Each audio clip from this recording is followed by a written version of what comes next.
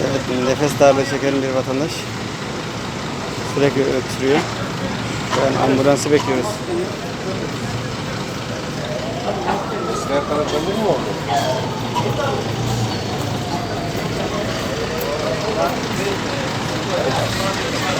Zaten sonra konuşuyor.